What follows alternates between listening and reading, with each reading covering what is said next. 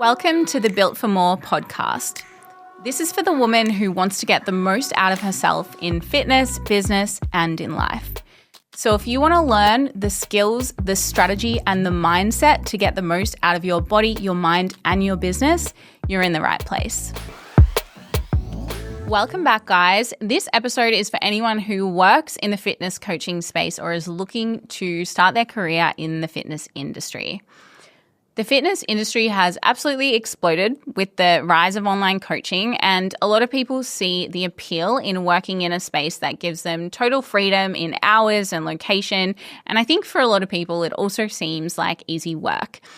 But what a lot of people don't realize is being passionate about fitness is not the same thing as knowing how to run and build a business. In fact, the stat is 80% of personal trainers will quit the industry within the first 12 months, and that's not due to a lack of passion. It is due to a lack of knowledge in how to actually run a business. What people don't realize, it is so important to set the right foundations of your business to actually build something that will last in this industry. So today, we're going to chat through everything that I wish I knew when I first started my fitness coaching business back in 2014.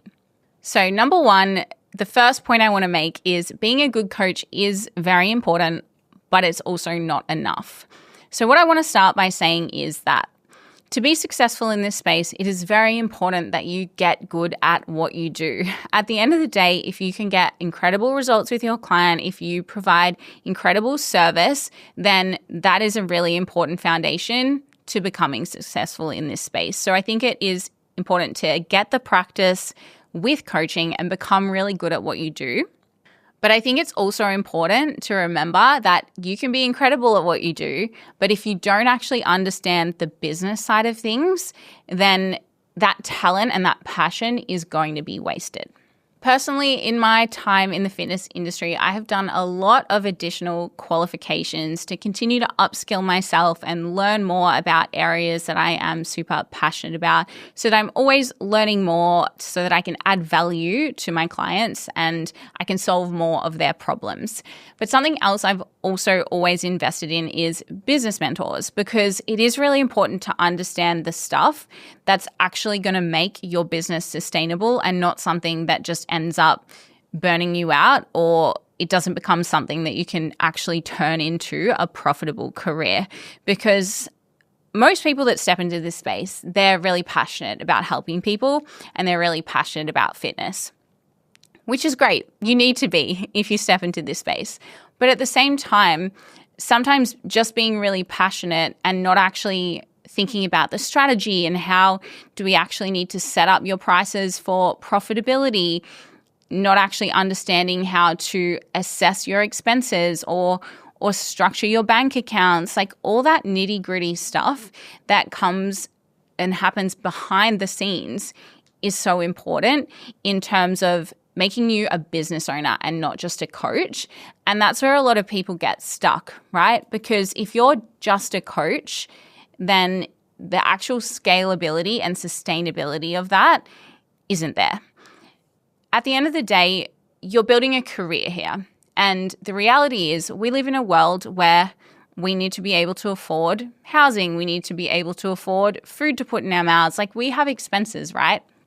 So being passionate about what you do is what I would say that is the greatest gift that you could possibly have. Like, I am always so grateful that I get to do what I love and that it is my career.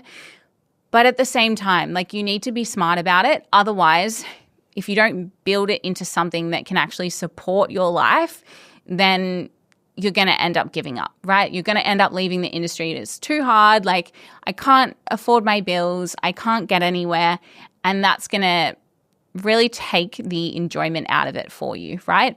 So you can be both. You can be an incredibly passionate coach who absolutely loves what they do and also a savvy business owner. And that's what I want you guys to understand. And we're going to really unpack that today. I think for me and my personal experience, I was very lucky in the sense that before I decided to move into the fitness coaching space, I was at uni and I studied business and law with a major in marketing. So although when I started my business, I wouldn't say I necessarily thought I was using those skills, I definitely was. Like, I knew a lot more about marketing than the average person because I'd studied a 3-year degree in it, right? So having that knowledge and skills, I do attribute a lot of my success in the industry to having that knowledge and awareness, even just in the language that I've always used. It has helped me to build this business. And that's why I am passionate about sharing this with you guys today, because I think a lot of people don't have the luxury of having done a business degree before they start their fitness coaching business, right? So we're going to fill the gap in that space today. Because if you're an incredible coach that doesn't know how to market themselves, then no one's actually going to be able to find you to even submit an inquiry, right? So let's move on to point number 2. Your systems matter way earlier than you think. A lot of people, when they start their fitness business, they're like, well, I don't have many clients yet, so I'm just going to wing it. I'll just figure it out as I go along. And that might feel like it's all well and good, but I'm going to tell you now, and this is my experience in the industry as well, is if you don't set up the systems before you desperately need them, it is an absolute shit show trying to overhaul them when you have a full book of clients. And this did happen to me. I'm going to defend myself a little bit to begin with, though, because when I started in the fitness industry, we didn't have all this incredible technology that we have now. Fitness coaching apps weren't really a thing. So I started my business in 2014, and I was actually doing some research before and finding out when the first fitness coaching app, which Trainerize is the first one that I kind of knew of in the space, that was launched in 2012. So literally only 2 years before I started my business. And I remember when I started in the gym, I think there was like one trainer out of the 30 trainers in my gym that used Trainerize. So it was very much a space that was not yet dabbled in much. So I didn't start using a coaching app. But today, it's 2026. There are so many fitness coaching apps out there now. You'd be crazy not to use one, right? Like, people want apps nowadays. So it's so important to get all of these systems set up from the beginning, because if you have to try and figure it all out later and start building systems behind the scenes when you're already coaching clients, crossing all those clients over to the new systems, like, trust me when I say that is a freaking nightmare. And it's also a really expensive mistake, because when you're busy, you don't have all the time to be changing these systems and figuring out all the technology and manipulating all these things that keep breaking along the way. Because let's be honest, when we're trying to set up all this different tech, like, a lot of things don't work right the first time. It takes a lot of fiddling around to get things running smoothly. If you're trying to do that with full client book, when are you going to have the time? You're not going to. I certainly didn't. I had to pay $20,000 to get somebody else to do this for me. So this is a really expensive mistake if you don't do this to begin with. So if that technology was available to me when I started my business, I absolutely would have set this up better from the beginning. It wasn't for me, but I want you guys to learn from my mistake, because it's a whole different world that we live in now. We are in a place where you can set up the most incredible back-end systems with really great structured automations to minimize the admin work that you have to do, which that's what you want to automate, right? Is that back-end admin stuff that you don't really need to be doing. So you can spend more time doing the stuff you actually want to do, which is coaching clients or marketing and building social media content, doing the stuff that's actually going to bring clients in, rather than sitting behind the scenes sending a bunch of emails or writing a bunch of manual invoices. Like, why would you not automate that stuff that's not direct client-facing work that needs to be personalized? And the reason why I'm so passionate about sharing this with you guys is because it was such a big and expensive mistake for me. For those who don't know, I do also mentor fitness coaches in the fitness business space. So a big part of what I do in my Fitness Business Accelerator program, which is designed for like new early on coaches or aspiring coaches, is take you through exactly how to set all of these systems up right from the get-go, and all of those automations and the different softwares and things that you can use to connect everything. Because it truly does make the biggest difference for you and your business, not just from like a client experience perspective. Like, think about when a client signs up and they just get sent things straight away. They don't have to wait 3 hours for you to like get home from wherever you are to send them the right email because it's all automated behind the scenes. That improves the client experience, but it also improves your quality of life as a business owner because you don't have to do all those little processes and little admin tasks that chew into a bunch of time. And it's also not something you're passionate about, right? Like nobody starts a fitness business because they're passionate about admin. Like you're passionate about coaching. So save your time on all the admin stuff, set up great systems, set up great automations, and then you can worry about the big important stuff that truly matters. Point number 3 that I want to make is invest in mentorship earlier. Now, when it comes to investing in any form of mentorship, right, what that does is it really compresses time and it fast tracks results in the space. So personally, I've always been a pretty stubborn, I can do it myself, I'm independent type person, which is all well and good, but it can get you into some sticky situations where you end up so burnt out because you try to do it all yourself and then it doesn't end up being done right. And like I shared with you before, then you have a bunch of systems that you actually need to fix, which is very time consuming and very expensive. So if you can skip all of that, if you can skip a lot of those mistakes and errors and all that messy middle and get straight to the part where you're running efficiently and effectively, of course you want to do that, right?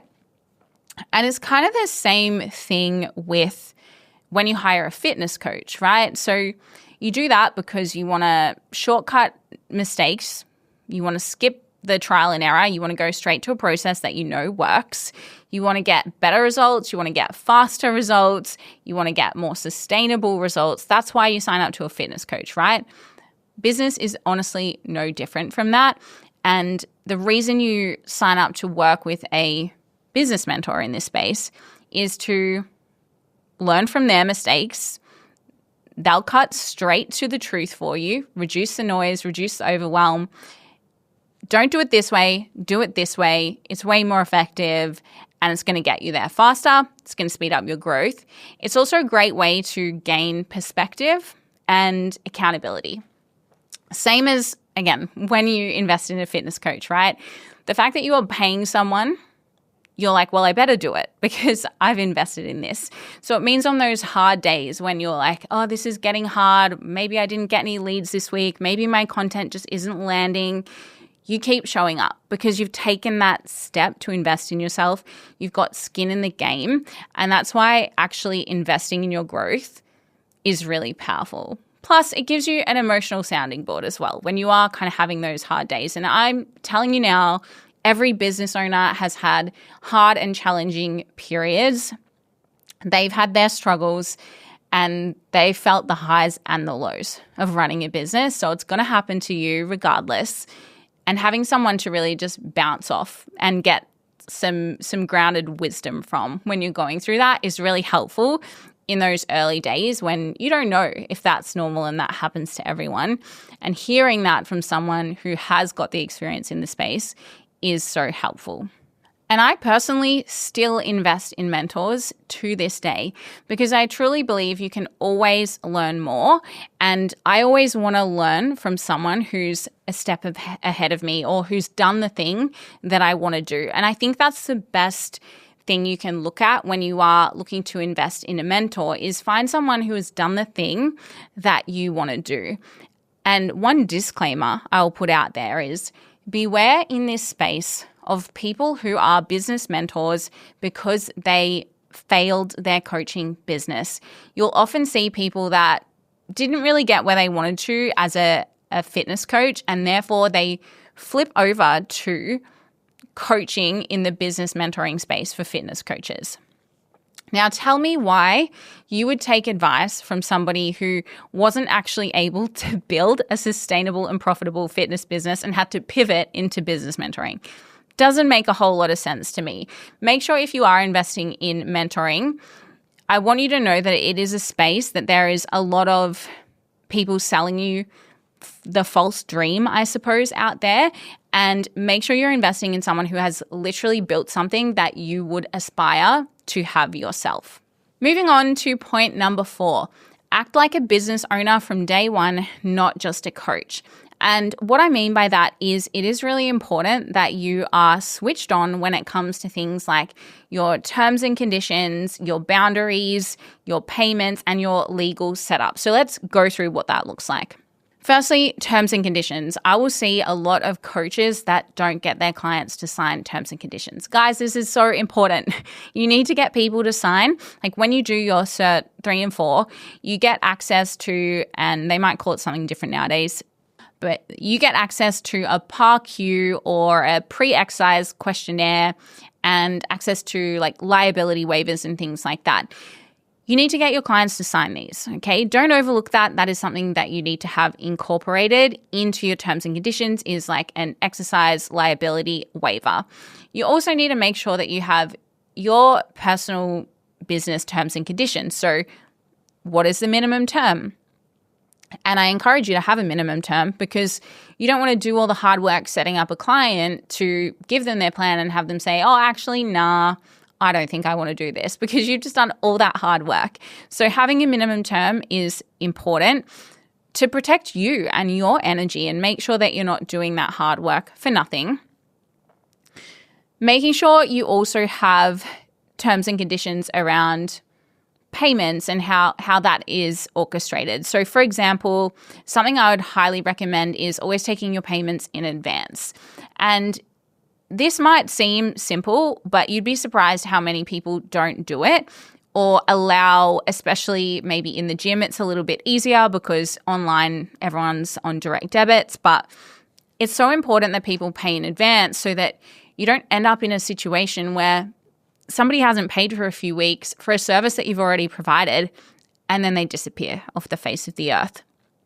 And unfortunately, it does happen. It happened to me once when I was working in the gym and I had someone's payments bounce for quite a few sessions and I hadn't realized, and therefore they just disappeared and I never got paid for those sessions. So that's how I learned that lesson. And I don't want you guys to get stuck in that because it's not a nice feeling. And yeah, we would hope that most good people out there, once they've received a service, they'll pay for it even if things bounce, but you never know what's going to happen. So protect yourself when it comes to this stuff and just make sure you've taken your payments in advance. Also, speaking of payments and things, make sure you've got the right legal setup for your business. So making sure you've set up all your ABN and your business name and you've done all the right things that you need to do there. Make sure that you check any sort of GST requirements. Generally not relevant when you're first starting your business because it doesn't tick over until you've hit 75K of total revenue, but something to be aware of. And setting up a business bank account from day one. Guys, this is so simple and it's not hard to do, and it will save you a lot of accounting headaches later on.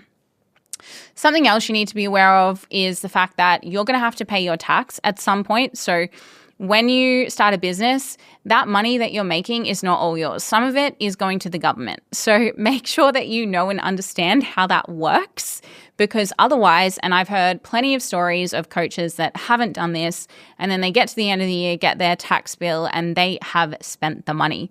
So it's really important that you're aware of that. We go through all of this in the Fitness Business Accelerator as well, because it is so important to kind of understand that you are a business owner. You are not just a coach. You need to think about this sort of stuff. Like, you are running a legal entity, so keep that in mind. It's also so important to have boundaries from the beginning. And when I say boundaries, even just stuff around your cancellation policies, for example, with PT sessions, if you're working in a gym, say it's like, if you cancel within 24 hours, it's still a charged session, because obviously if someone just doesn't rock up and that throws out your day and then you don't get paid, well, that's not very sustainable for you. So having boundaries like that, even around communication times, so clients know that maybe you're not active over the weekend, or maybe you're not active in the evening. Having those sorts of boundaries is important to prevent burnout. And I think a lot of coaches, when you're new in the space, you just want to impress your clients. You want to get back to them immediately, and there's so much pressure to like reply straight away so that they feel like they're getting the best service. But boundaries aren't bad. Boundaries actually help to give that element of professionalism, respect, And it's a positive client experience when they know and understand your boundaries, right? Communicate them, make it clear. Maybe you put it in the terms and conditions or another onboarding document that you send them, and you kind of explain like what the boundaries are, just like in a clear, calm and professional way. Like, these are the hours I'm online and contactable, for example, or if you submit your check-in late, this is what happens. Like, just give them clear boundaries as to how things operate, because you do need to have boundaries, and it's going to benefit both you and your clients. Because, for example, if you have a boundary around check-ins, like, if you submit it late, then I get back to it when I'm next doing check-ins, which might be a day or two, right? It encourages them to actually do it on time. So it actually benefits both parties. So don't be scared to set boundaries. Point number 5, your business will only grow to the level that you do. Business is the best personal development journey you will ever go on. It is going to challenge you in so many ways. You're going to have to learn to separate emotion from a lot of things and act with professionalism, even when you want to act with emotion. That is a really important part of being a business owner, is that you've got to learn to not take things personally. For example, if a client moves to another coach, that doesn't mean you're a bad coach. You're not the best fit for every single person, and that's okay. To become a good coach or a good leader in this space, you need to work on building your own confidence and self-trust, because when you have that and when you are really confident in what you do, who you're there to serve, that is going to have such a powerful effect on attracting the right people. So business and being a great leader comes down to your own conviction in yourself. It also comes down to your resilience, because business is hard, guys. Like, I'm not going to sit here and tell you that it is an easy journey to build your own business. It is hard. And I guarantee anyone you speak to who is successful in any industry, they're going to have stories of failure or stories of times where they questioned if it was worth it, or if they questioned if they were going to be able to make it work. Like, fall down 8 times, get up 9. Like, at the end of the day, it is a story of whether you're successful or not, is a story of your persistence in this space. And I say this to girls who are new in the industry all the time. The people that make it are just the ones that keep persisting. And if something doesn't work, maybe you've launched a challenge and it was a bit of a flop, keep going, take feedback, analyze what didn't work, analyze what did. How can you do it better next time? Business is a journey of constantly learning and evolving. You're going to make mistakes. You're going to launch things that don't go as well as you hoped. And the challenge is to actually try and learn from them and be able to step back and audit what you've done and how you can always continue to do it better. Because at the end of the day, running a business, it's a personal development journey, whether you like it or not. So you're going to learn so much about yourself, and it's going to be an incredibly character building experience building your own business. Point number 6, and probably one of the most important ones. Virality is not the same as business success. I see so many people chasing virality on social media without realizing that that actually isn't the same thing as getting leads and getting clients. I think one of the biggest issues here is that when we step into the fitness space, we think, okay, what are the big influencers doing? Like, let's look at like Lauren Simpson, for example, and how she is creating content, or Rachel Dillon was another big one when I was building my business. Looking at these girls, what are they doing? I'm going to copy them. But the reality is that what works for people with that huge following is not the same as what's going to work for you.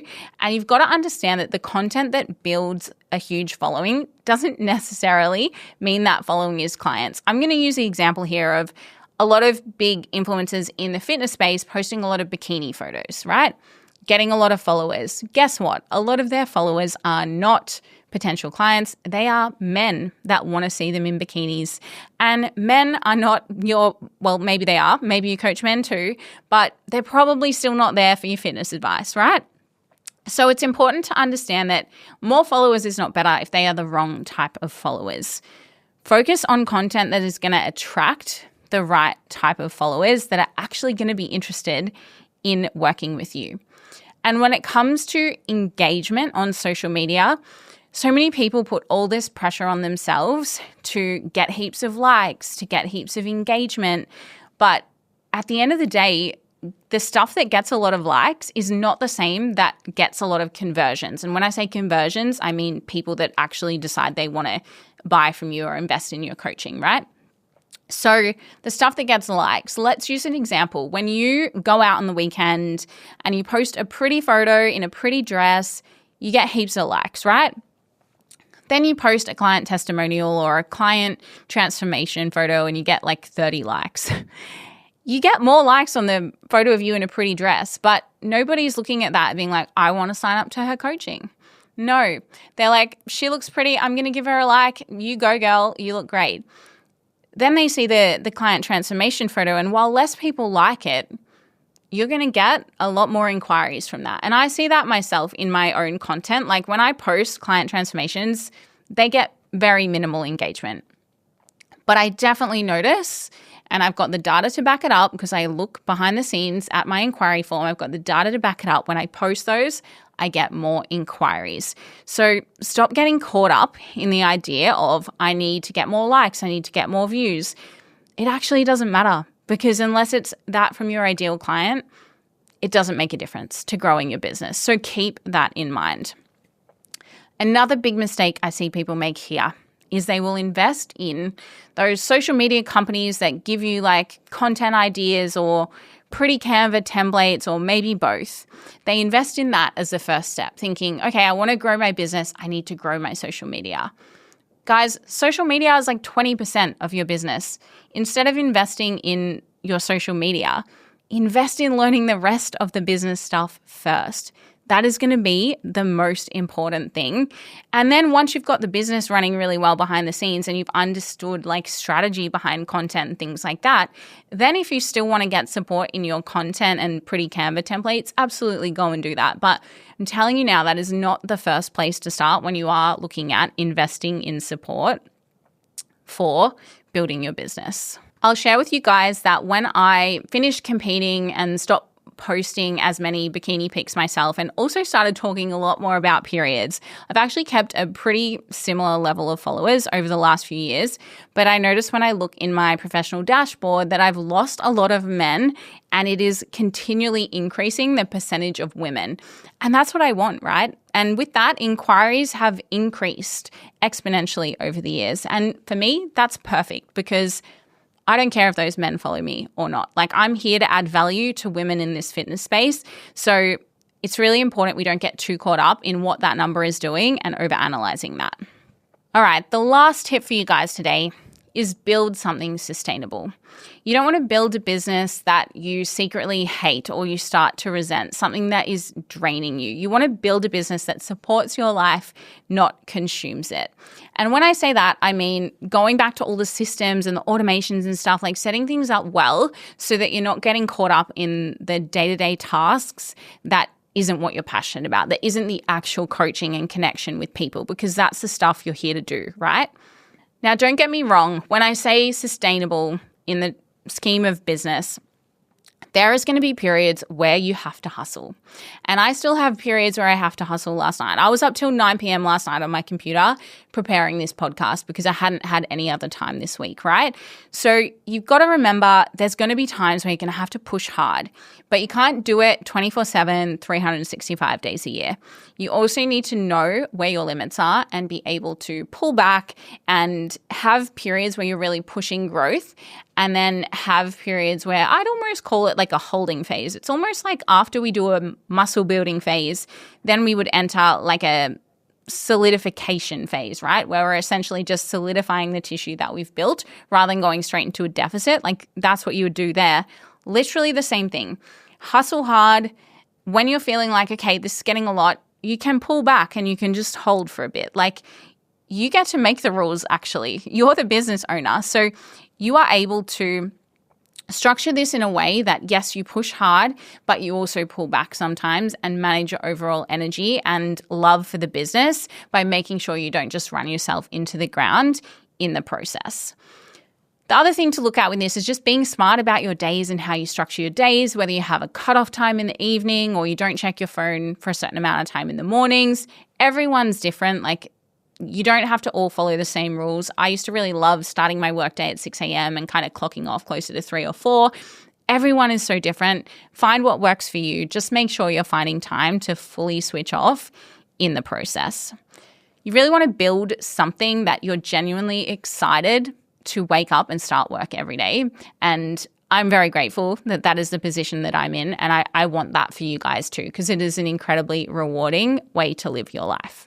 So to finish off this podcast, if you are new to the industry or you're looking to start your journey in the fitness coaching space, I hope you've gotten something out of this episode. And if you feel like you do need support in this area, I recommend checking out my Fitness Business Accelerator program. It is designed to take you through literally everything to do with setting up your business, building and growing it into something sustainable in a step-by-step way. So we're going to go into a lot of detail around everything we've gone through in this podcast, plus so much more. And I've designed it in a way that it is really affordable for new coaches in this space who aren't yet earning enough money to invest in one-on-one business mentoring, but they still want that support. So it's a great community environment where you also do get that one-on-one access to me for support in building your business. So if that sounds like the kind of support that you are looking for in this space, then send me a DM, check out my BFit Academy Instagram, and I'll also leave like the links for that in the show notes so you guys can reach out if you have any questions. But thank you so much again for joining me in this episode, guys. I appreciate you being here and all the support you've given me on this podcast so far. So again, I hope you've taken so much from this episode, and I will see you in the next one.